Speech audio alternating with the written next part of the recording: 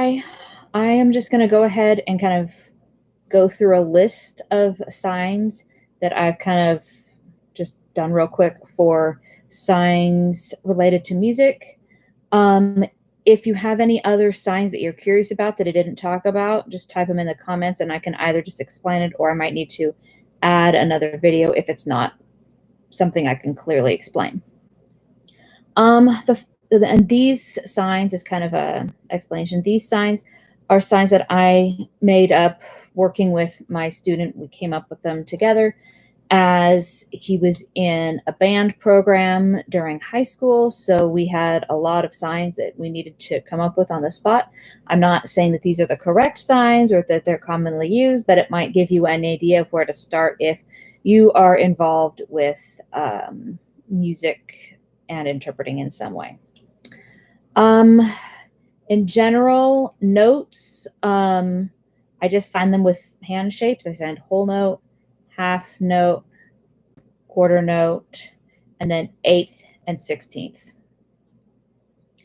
And just, again, a lot of just gestures, you know, slurs, any kind of musical notation, just signing what it looks like. I signed measure just because it doesn't get confused with the one hand shape. So I signed measure number if you're talking about, you know, during a practice or something. The staff, I used my 5. I didn't come up with this for a long time. I'm like, oh, that makes sense. So you have the 5 lines and then the 4 spaces. So you can talk about that as part, you know, as far as using the staff and then talking about, you know, where you place things on there. If you have a note that's going to go up and down, you can start here. It's a whole note, you know, at this, not here, you know, you get it. For treble clef and bass clef, I just upper and lower. So treble is higher, bass is lower. Beat, rhythm.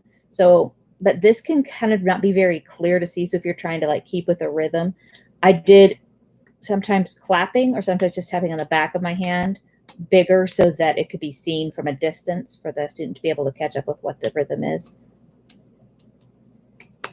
You know, clapping different ways, long and short.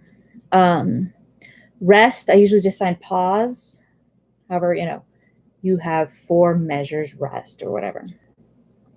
Notes, I just signed, you know, A, B, C, D, whatever. You can also sign like sharps and flats with up and down again. So you could say like F sharp, G flat, up and down. I think I got that right. Not I reverse things a lot. So if I reverse that, correct me.